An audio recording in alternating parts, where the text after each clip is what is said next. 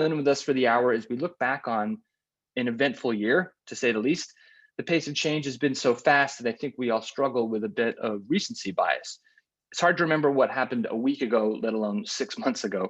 So that's why we're looking to the past to help us light a path to the future of DE&I in 2021. Okay, enough waxing poetic. Let's get to our presenters today. Our first guest speaks to and consults HR leaders across many industries, our head of performance at NLI, Barbara Steele. Hello, Barbara. Hi, Gabe. And hello, everyone. Thanks for joining us today. Thanks for being with us. And our facilitator today is on the front foot of the ever-changing landscape of DE&I, our diversity, equity, and inclusion practice lead, Esther Naznanova. Esther's on the West Coast, so good morning for you, Esther.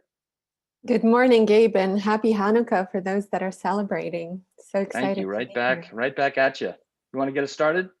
Definitely. So as you mentioned, this is a rather unusual session for us, and we will dive deeper into what happened in 2020. What are some of the lessons learned for us in this year? And what can we take from 2020 to the next year to make sure that we really invest in better cultures within our organizations and invest in more diversity, equity, and inclusion across organizations and our society at large?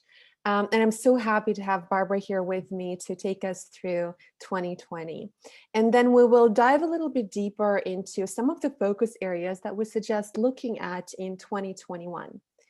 So let's get started. First of all, for those of you that don't know about NeuroLeadership Institute, we're a research-driven leadership institute with IP and development for over 20 years and operations in 24 countries. And what we do is really blend the industry best practices with neuroscience and behavioral science to drive organizational change at scale.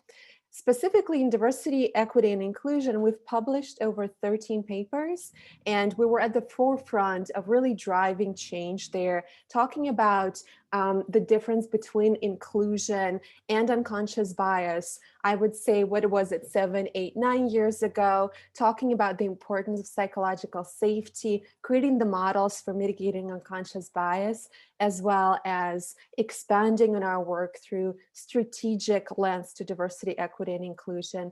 We now have over 300 clients in diversity, equity, and inclusion space, spanning from Fortune 100 to smaller organizations.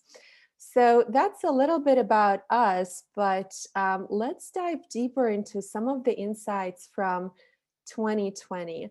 So we tried our best to not overwhelm you, and at the same time to show some of the most standing out events in this year, starting with January and February and how the year started, to the global pandemic, to the social justice movement and the George Floyd tragedy, following the spikes within the global pandemic, and some of the political challenges that we had in the United States as a nation.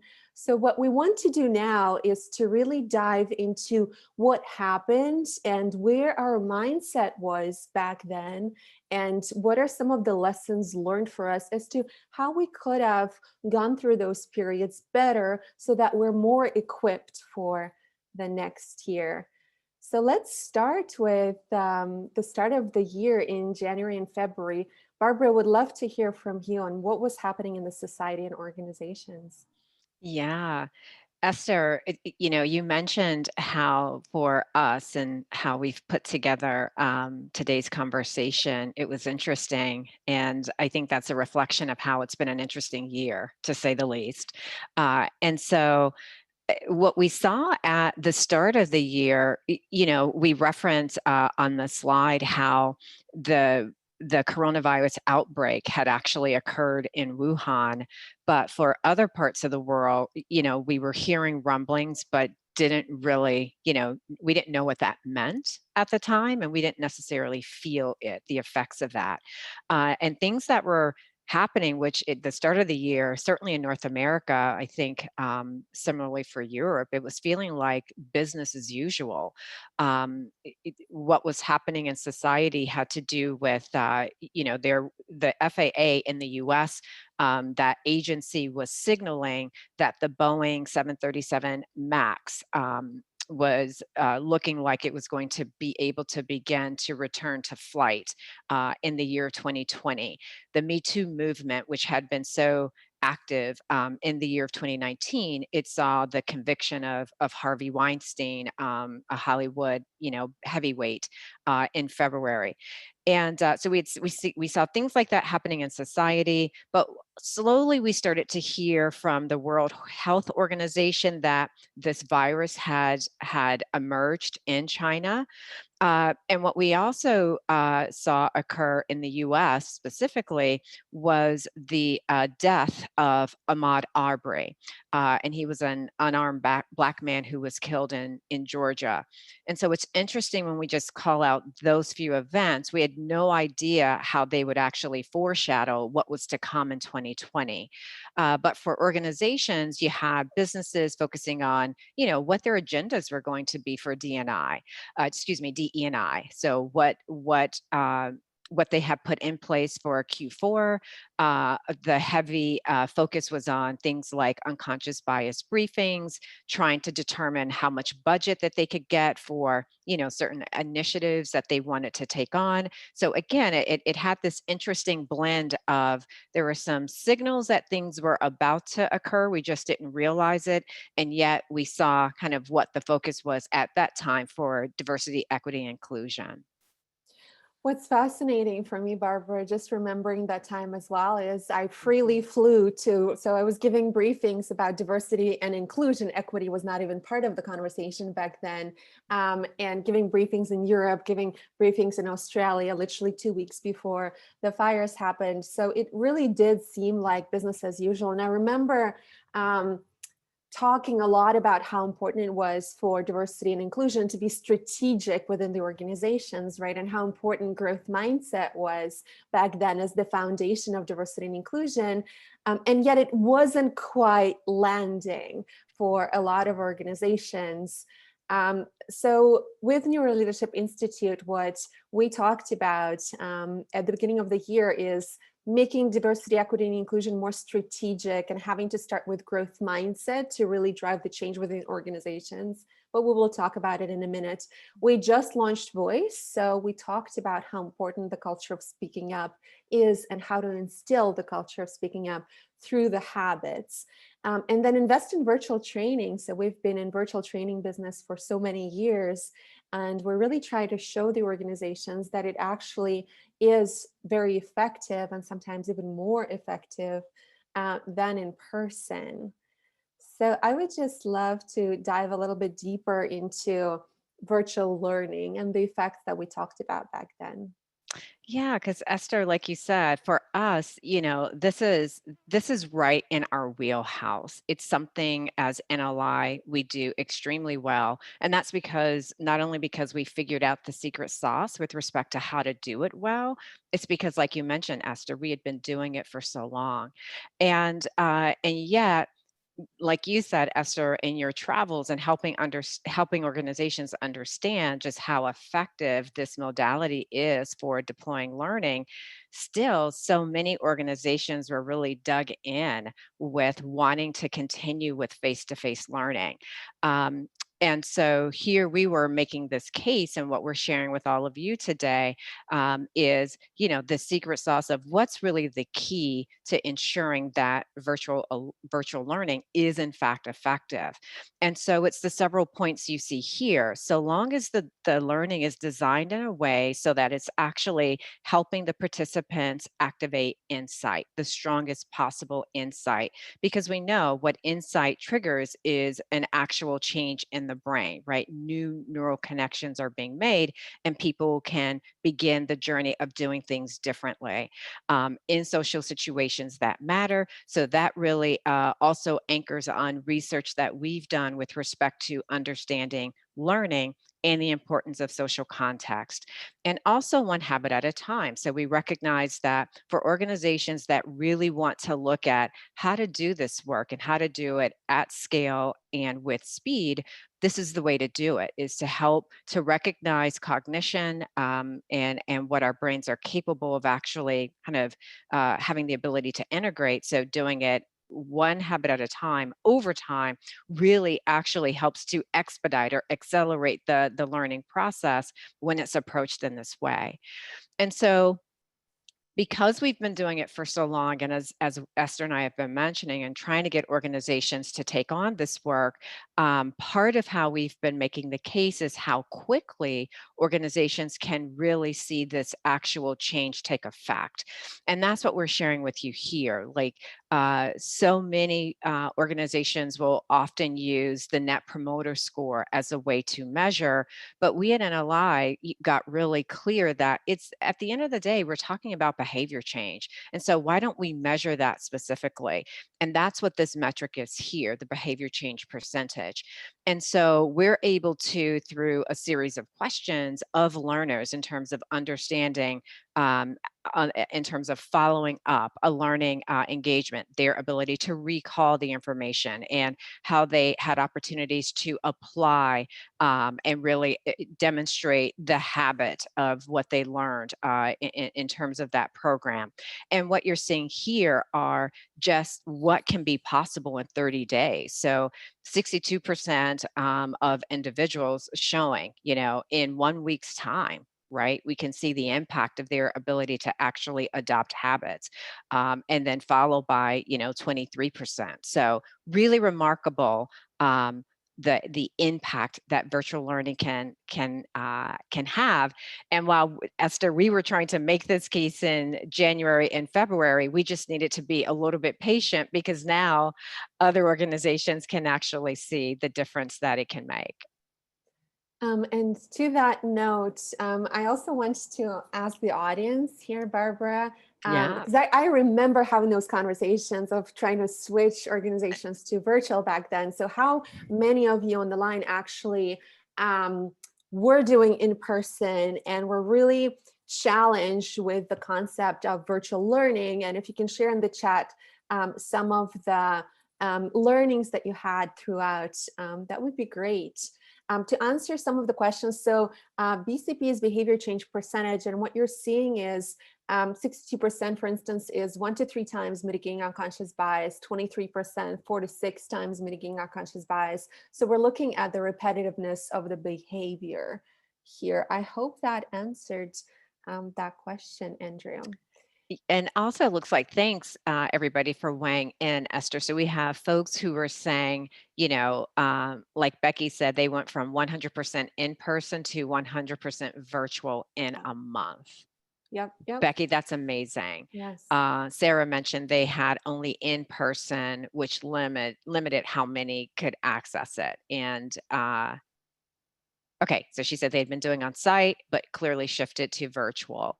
Yeah, so there you go, Esther. We saw that shift. It's incredible how quickly that happened. Yes, absolutely. The other thing that happened is we publicly announced the rollout of Voice, the neuroscience of speaking up, and I'm not going to dive deeper into that, but here are the 3 sets of habits of really instilling the culture of speaking up within your organization. First, starting with noticing the moment when a situation occurs when you need to speak up, managing our emotions to be able to challenge productively, and then moving to the 3rd habit of challenging productively. And we rolled it out and had a lot of success in really implementing more of a culture of speaking up within the organizations back then. But moving on to March and April. So what was going on in March and April, Barbara? Yeah, Esther, and everybody who's joining us knows this is when everything changed, because now, what felt like at the start of the year something happening in China has now impacted the rest of the world. And so the World Health Organization deemed COVID-19 as a global pandemic. And so what we also saw was on March 9th, it triggered a global recession. So a number of countries went into lockdown. the Dow Jones Industrial Average had its worst day, single point drop ever. And we were learning of all of these deaths that were starting to occur due to the virus and happening at alarming rates that we had not seen before. So that's what was happening in society at large. And so, of course, when we look at what was going on with organizations, we could see from, organizations due to the shutdown and being affected economically, how they had to shift and make decisions about do they need to make reductions in their workforce? They had to essentially figure out of their workforce who were in office space working face to face, get everybody shifted to working from home with the exception of essential workers. It's just all of these massive decisions had to be made and they had to be made quickly. And from an employee standpoint, we saw just individuals really in a state of shock because everything was happening so quickly and there was so much uncertainty with respect to everything that was happening. Yes. Um, From the organizational standpoint, what we also saw is that organizations started freezing the budgets both for HR and for diversity and inclusion efforts in trying to understand where the economy actually was. And back then, we started talking about the Stockdale paradox, and we started talking. I think it was actually the fastest turnaround of the products of the solution that we've ever had around focus, really investing in resilience and being able to focus within the organizations. And one of the fascinating trends that we saw at that time as well is that the organizations that had invested in the growth mindset over the last few years were actually going through this period much better, and their employees felt much better and more prepared for change. So we also kept investing in talking about growth mindset and really unpacking what it is and how we can invest in our employees by adopting the habits of growth mindset.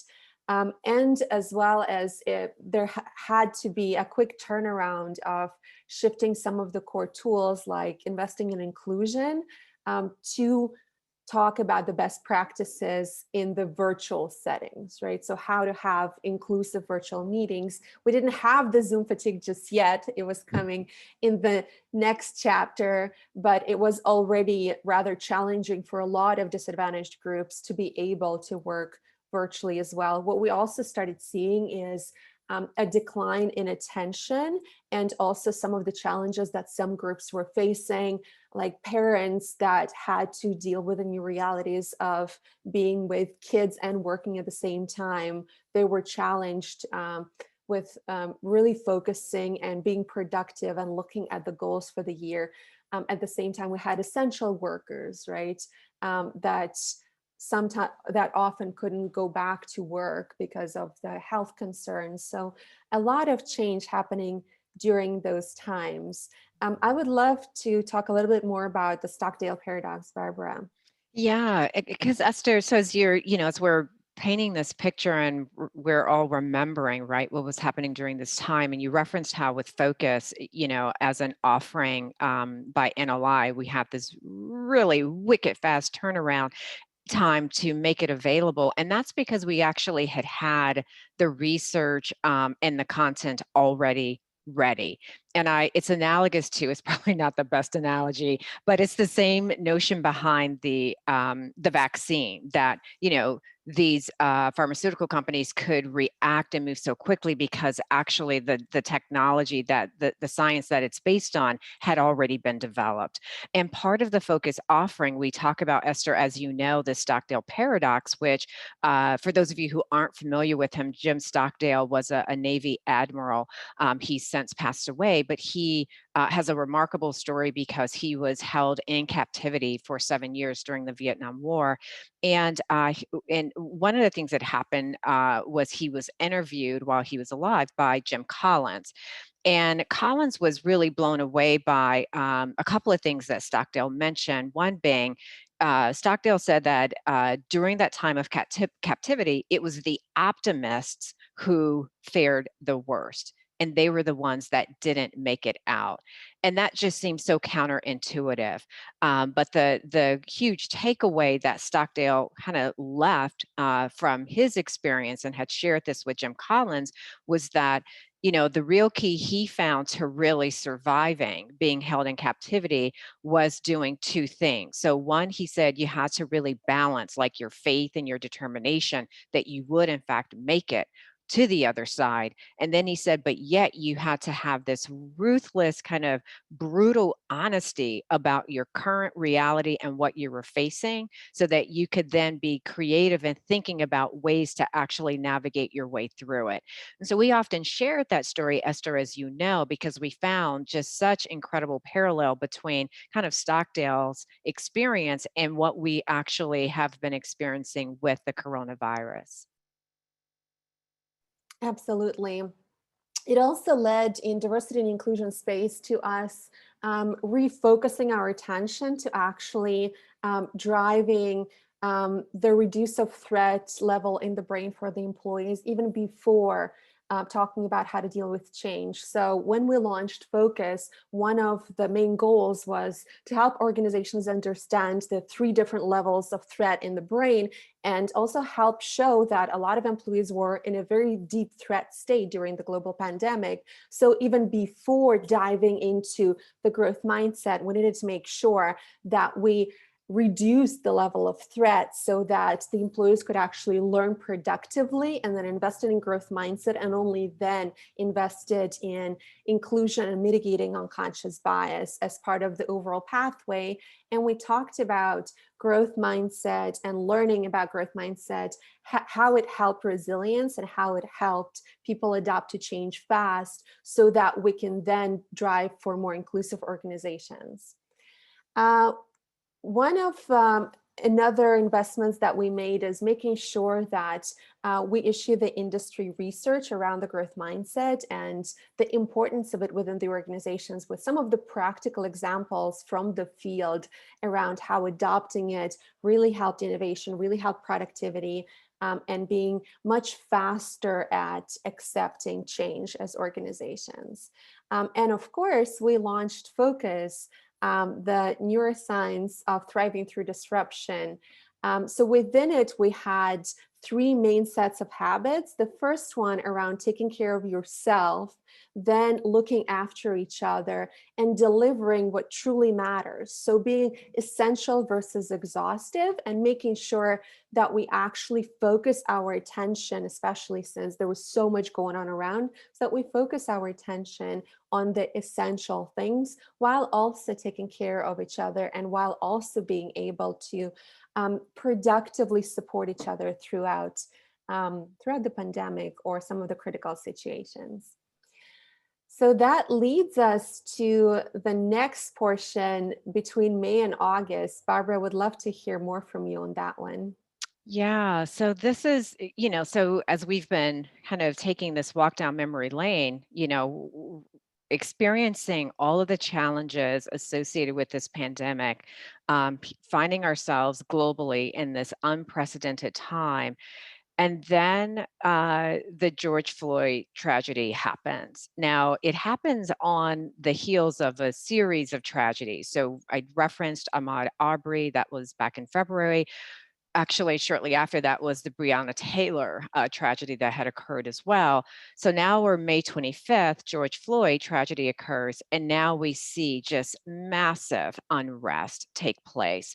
And so that seemed to really spark just the social justice movement, and organizations finding themselves in this position of figuring out how best to respond, and getting really clear on putting a stake in the ground about their stance, and in wanting to ensure that they are advocating that they're against racism.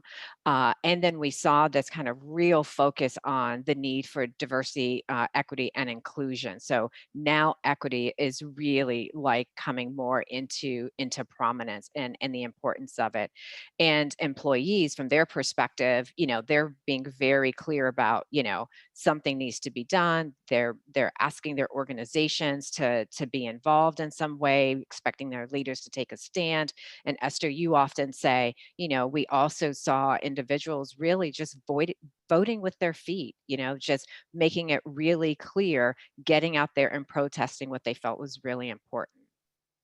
Yes, it was fascinating to see how some organizations really, really took a rather strong stand and said, we are being proactively anti-racist, and here is what we believe in, and here is what leaders in these organizations believe in. And a lot of leaders started speaking up and sharing some of their stories.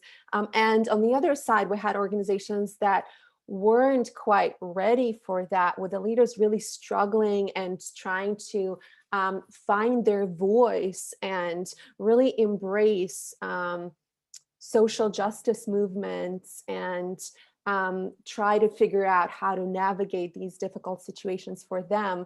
And so it was very fascinating to see also how, depending on the level of readiness, some organizations made some mistakes. For instance, hosting the town halls instead of actually holding the listening sessions to provide space for the employees to be able to share their grief and to process through it, as well as share some of the what they wanted to focus on. I think talking about voting with their feet, Barbara, we'll talk about it in the next section, but I think that it is very, very important to point out that this was a breaking moment where the majority of employees within organizations said, actually, we are part of this organization and what you're communicating does not align with our values. So we're not going to be part of this organization anymore, or so this is how you need to fix it.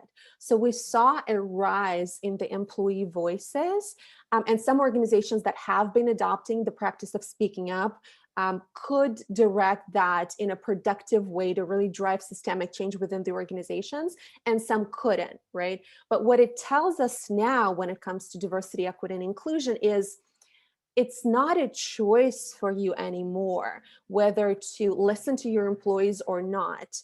And I often talk about it as almost like a wave that's coming your way, and you can either fight it or you can try to understand what individual employee experiences are or experience for underrepresented groups within your organization, and then drive it towards systemic change within your organization so that every employee is actually empowered to influence change, to really take us to a more equitable society as a whole. So within it, at NeuroLeadership INSTITUTE, we really reinvested in helping organizations hold the listening sessions, helping them have productive town halls, talked a lot more about making the change systemic. We're starting in the beginning of the year, but really launched a lot more products around systemic transformation within D&I space, as well as just reinvested in talking about unconscious bias mitigation and added a lot more content to the DECIDE tool to make sure that we can successfully help organizations mitigate bias in the moment and systemically. So diving a little bit deeper into that, one of the challenges that we saw as well is that leaders within the organizations were trying to find their voice. And so Barbara, would love to hear from you on the leadership principle that and the framework that we talked about back then. Yeah, Esther, I'm just going to do a quick check with those who joined us today. So they're really putting some great comments in the chat. So Adam, so glad your comments about seeing the year in review being really helpful. That's how we felt in terms of putting this together, because there's so much, like you mentioned, in terms of emotion and pain that we faced, and yet we also saw a lot of resilience and a lot of action, a lot of change taking place and continuing to take place. And then I love the fact, Esther, that I think it was Liz who referenced the example of the Central Park birding incident that also occurred in May. where the man who was bird watching, and he happened to be Black, and it was a white woman who said that he was attacking her, and so it made white privilege more. It was no longer invisible. So love that you all are on this journey with us, and just kind of recalling how this year unfolded. And like you mentioned, Esther, so here with respect to this seminal article that we did about In This Moment, listen deeply, unite widely, act boldly, it was because this time of here we are yet again in the throes of figuring out, organizations in particular, how to respond to this social justice movement that has taken off. And so, like you mentioned, Esther, employees voting with their feet and saying, this is what we stand for, and darn it, do something about this. And so we wrote this piece to really signal for leaders inside of organization, here's how you can participate. Here's your time to really stand up. Here's how you want to go about listening, how you want to galvanize the effort and the momentum, and certainly take action. So it was our way of leveraging brain science, because you all know us as NLI, that's what we do, to really then help leaders figure out how best to mobilize. And Esther, like you mentioned, one of the ways in which we helped organizations do that was through listening sessions. So we began offering and doing this work with our clients who really wanted to figure out how to get this right. To say, well, you just need to listen. It sounds easy enough, and yet we saw so many poor examples of major organizations that just blew it. I mean, just completely botched this. So while just because it seems like it would be something straightforward and simple to do, doesn't mean that it is. And that's because, in general, we're not necessarily the best at listening. And so engaging in this effort, and especially in terms of, sensitive topics like social injustice and what was happening in broader society. It's about how do you, in the ways that we're showing here, really on the one hand, listen to what is coming up for people, and at the same time do it in a way so that people feel like they've been heard and that they've been understood. And that's what we found, Esther, is really the impact, like what the benefits are when organization when they get this right. On the next slide, we talk about how, when organizations, in order to even listen effectively, it's not like people will just speak up and start to share. As you know, Esther, which we talk about in the Voice program, conventional wisdom says if people have something to say, they'll just say it. Well, science says actually they don't, and especially when they probably should. And so what's the kind of forerunner to that is psych safety. People need to feel safe to speak up. Once they do that, and we know that threat is reduced and they're actually more in the toward state, now they have the ability, they, along with leaders, can actually kind of see insights be activated and generated for what's possible. What are new ideas and different ways of solving for some of these issues now that are facing, organizations around social justice. And then how do you galvanize and actually take action? So that's what we helped organizations do, and continue to do this work so that they can get it right and obviously achieve the impact that they want to have, especially in alignment with their DEI efforts. What comes up for me, Barbara, as well, is that listening in general, in looking together with you and whether with our audience, that this year listening was actually one of the key mantras that we had, whether it's with leadership principles and how leaders can show up. First, listen, right? Actively listen, learn how to listen empathetically and actually hear what the employees are saying, and then implement and adopt it the same way, listening circles, in order to really create that space for employees. And when we talk about the strategic impact of diversity, equity, and inclusion, the first step is mobilizing leaders and listening deeply to what it is that their challenges are. The same with allyship. So one of the connections that I'm making while we're doing that retrospect is really focusing on listening being one of the main pillars for 2020. And Yes, Joanne, wanted to call out that listening circles did originate from Native American culture. And we've been really driving that tool to make sure that we adopt the brain science and do it more at scale within the organizations. As But well such as such an acknowledge that yeah, that's the source of them, right? That such we're an not yeah, trying to take credit that we created that. So definitely important not. call out. Yeah. Yes, Mhm. thank you. Thank you for calling that out. So one of the areas that we invested in as well is looking at what are the key pillars to a successful diversity, equity, and inclusion strategy that actually drives long-term transformation at scale. And we talked about the four main pillars being the first one, mobilizing leaders. And David and I gave a lot of talks about that regarding the bell curve and how to really bring the leaders on the journey for diversity, equity, and inclusion and help them create that voice. Then building strategies. So one of the challenges is that we often build D&I strategies and then we go to the leaders to sell them on it or to get them on board. And actually it is important for leaders to co-create those with you and to really drive for business impact at scale. And then the next big important part is activating habits. So what we saw is that 70% of the organizations created the priority and the goals and created the strategies around awareness and education, but didn't quite activate the habits. So talking about the three essential sets of habits being most people actively including, most people actively mitigating conscious bias and speaking up on behalf of themselves and others when this doesn't happen. Those are the essential elements in activating habits in 2020.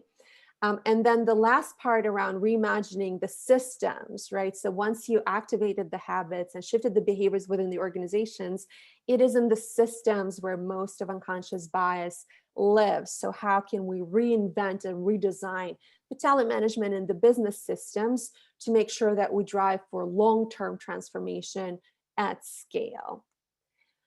Okay, so this was the third quarter, now going into August to November. So Barbara, what are some of the events that happened then? Yeah. Esther, as you know, we really enjoyed like putting this together. I'm exhausted just doing the year in review. Like I'm exhausted and I'm excited, right? Because Right. it's been that kind of year. And yet again, like we said, there has been still so much goodness though that emerged. So still what felt and feels exhausting is we started, it was already being talked about, and certainly it occurred as just now this next wave of the coronavirus would take effect. And so we certainly saw that with respect to economically, still so much pain and a strife with respect to the economy. We saw the real impact it had on small businesses.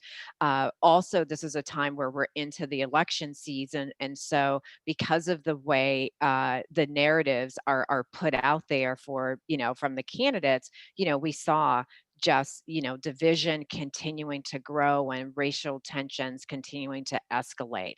And it was also a time we wanted to flag and remind everybody that it was when President Trump issued the executive order, which basically said, in terms of the federal government, they could not offer anything related to anti-racism training and could not make references to phrases like white privilege and things like that. So what was being taught to really educate, it was being said from a federal government perspective, no more, that could go on.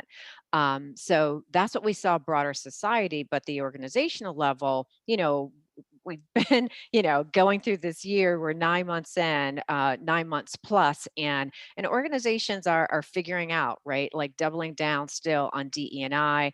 Really, allyship now is taking hold, and organizations are really paying attention to systemic, things happening inside of their systems that are problematic. Yes, what also was important in the diversity, equity, and inclusion space here is that the chief diversity officers were reaching out to us and telling us, okay, actually now we're expanding our role and now we're supposed to run the social justice movement within the organization. So how do we do that? I think also from the societal standpoint, it became very evident because back, I would say that until March, a lot of organizations still thought that the employees have their beliefs and have their certain values that they hold. But once they walk through the door of the office, that just magically disappears, right? And we had those different personas that we had at work and that we had at home that we often held. Now, with the global pandemic and us having to work from home, and then those tragedies happening and the social justice movement, there was a rise of importance of authenticity and leaders being authentic and actually living their values. So the walls really blurred, as well as it became very evident that actually it's in organizations that unconscious bias often lives in. So it has to be removed at the systemic level to drive for an overall change within the countries. So that was also an increased role that the chief diversity officers actually were supposed to take on in driving change. And as a result of that, what we saw is that a lot of organizations started hiring chief diversity officers where they didn't before. A lot of organizations that didn't work with us before came to us saying, we have the budgets now, let's drive change, as well as those that were investing, let's say, in training now wanted to drive for more systemic transformation and systemic changes within the organizations. So there was a really deep shift and attention towards diversity, equity, and inclusion that continues happening. So from the NeuroLeadership standpoint, we saw a division happening. And so we talked about a deep need to de-escalate and launching de-escalation training. Allyship, reinforcing allyship as one of the key tools in driving a culture of equity within the organizations. Then we really wanted to create the safe space for chief diversity officers through holding the community events, through holding some of the gatherings to talk about what does that new paradigm mean and how can we as leaders really step up to this new challenge. And also started talking about, okay, you have the executive order in place. Let's focus on brain-based diversity, equity, and inclusion strategies that are actually compliant to still drive change within your organizations with these new limits that were introduced. So diving deeper, and I know we only have a few minutes left, but Barbara, would love to hear from you on de-escalation real quick. Yeah, I'll just mention this quick to our audience. Like for NLI, David Rock got really clear for us in terms of corporate social responsibility. What can we contribute? How can we mobilize and be part of the solution? And so basically, what our organization has designed is de-escalation training. It is being made to law enforcement and related agencies that focus on public safety. And it's a 90-minute webinar, and it's based in analyze science and research, which really just helps these individuals understand. We recognize that they're in, dangerous and very risky situations, to understand kind of the brain science under, those situations, those settings. So what comes up for them in terms of threat, what can come up for others that they're, facing in terms of, the community and what have you.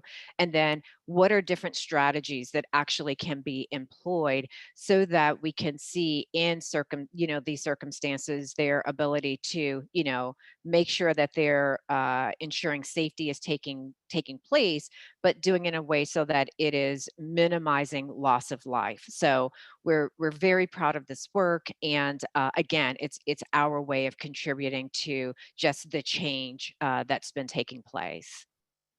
Thank you, Barbara. Yeah.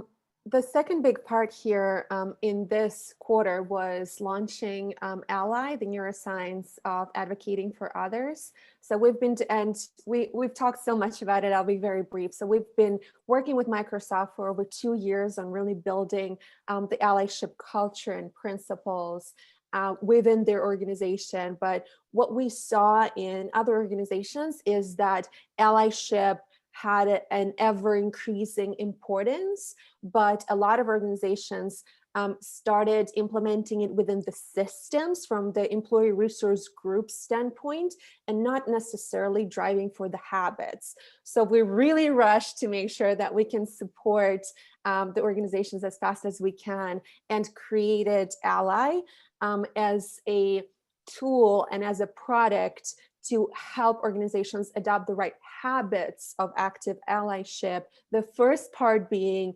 actively listening, learning, and educating yourselves to identify inequity, and then driving to increase equity within the organizations, whether for individuals, groups, or an organization as a whole, and then driving systemic change together collaboratively as employees within the organization.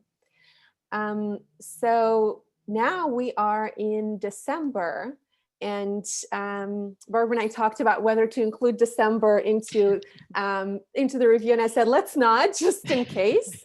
Let's just be safe here. Hopefully it goes as planned, but it's 2020, so we never know. So we do want to talk to you about 2021 and some of the areas of investment that we think that organizations should really focus on. One of the helpful ways that we looked at 2020 as well is looking at, oh my God, we called it in some of those areas initially around growth mindset and around inclusion. So how can we be helpful in 2021 to organizations around their focus once they're, while they're still creating some of the plans for it? So the first one here is really investing in growth mindset and resilience. If you haven't adopted the growth mindset in your organizations, then it's time to do so. Barbara, would love to hear from you on that as well. Yeah, I love Esther. I mean, we really have been talking about growth mindset in terms of even as part of the year in review, but we, of course, we bring it up again, one, to just reference how those organizations who are, able to adapt and are figuring out, how to help their people and their organizations thrive, they're having that success, if you will, because they have in fact anchored on growth mindset inside of their organizations. And probably many of you joining us today are very familiar with growth mindset, but at its core, from a brain-based perspective, it's about when we're faced with challenge, do people actually kind of go, I'm not up for it, can't do it, more fixed mindset, or do they see the challenge while it still can be scary to then say, you know what, but I can figure this out, and they do, and so it's ensuring that organizations, especially when we're talking about all the change happening with diversity, equity, and inclusion, that the underpinnings are grounded in that growth mindset, because that is what leads to creativity, what leads to innovation, and what really helps these organizations thrive as they really put in place their DEI strategies now and going forward. Love that. And so important to call it out again. The second trend that we're seeing that we think that we need to invest in is really invest in systemic change within diversity, equity, and inclusion space. So we've been offering the systems analysis for over 2 years now in looking at the maturity of talent systems within the organizations, and then providing actionable recommendations and redesigning those systems for organizations to mitigate unconscious bias, to increase inclusion within the systems, as well as drive for more growth mindset. So we would love to keep doing the work in that space moving forward. And we really think that that's one of the focus areas for 2021 for organizations. What is also important here is that we need to move beyond talent management systems to also looking at business systems. So how do we build products? How do we invest in supply chain? What suppliers do we actually pick, and whether we can expand our pool to have more diverse suppliers and to support small businesses within the organization. So you will be hearing a lot from us on this in 2021.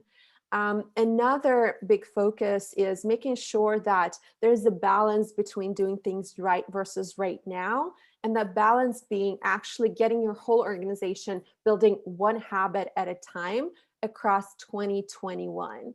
So what is possible here is that if a company has 20,000 employees, it can actually have 1 million acts of bias mitigation a year if we focus to invest in every employee learning how to mitigate bias in their decision making.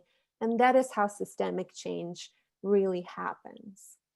I've been getting a lot of questions around the pathway for 2021 when it comes to diversity, equity, and inclusion learning. And this is really quick. We will have a separate webinar on that as well.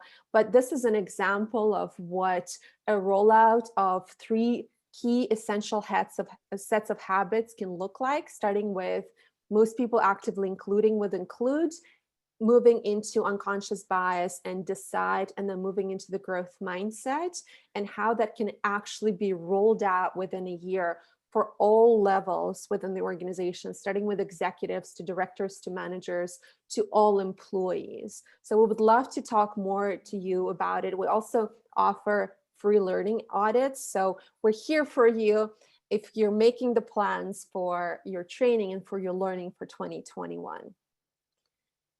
The next one here is really embracing a culture of speaking up and really embracing a culture of allyship.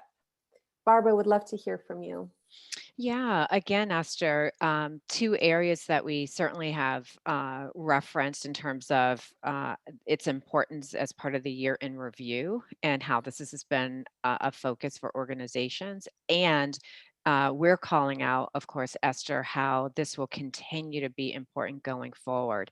And so we're going to continue to see just considerable change taking place.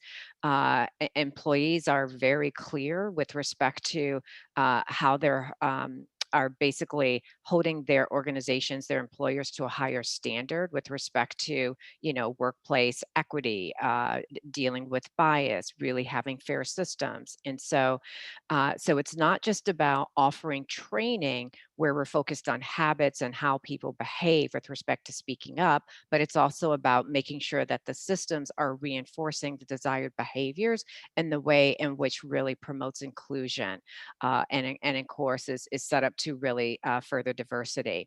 And similarly with allyship, right, which is also very much about how do we ensure that it's a part of the systems so that we're actually seeing change happening in a meaningful way, because again, that is what employees are expecting from their organizations. It can't happen overnight, but it's what people want to see with respect to change.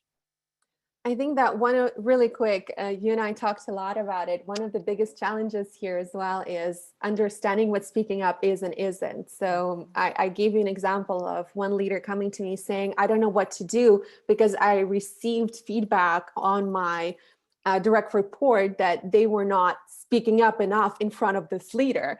I think it is the leader's challenge, not this person's challenge, right? And so looking at speaking up is actually about creating a culture of speaking up, not trying to make your employees speak up. And what does that mean for leaders to be really true role models for speaking up and creating that space and creating the psychological safety within organizations? That's it, Esther. Ding, ding, ding. That psych safety. And a number of our folks who joined us today have referenced that too, like how important psych safety is and how much work it is to actually embed it. Love that. So the last 2, building regenerative practices. I think I can just say what it is. We're all burnt out from this year. Look, as you said, looking at this year was rather tiring and challenging together with exciting and looking what we accomplished. And so what will be important, especially when it comes to diversity, equity, and inclusion, is looking at are the practices that you're instilling are actually regenerative or depleting, and making sure that you're creating the regenerative practices within your businesses, whether it is creating leadership principles, whether it's educating your employees, whether it is providing the space for psychological safety. One of the important questions to ask ourselves is this actually appropriate or is this too much? And how can I reinvest in my teams to make sure that I create the space for them to grow and regenerate.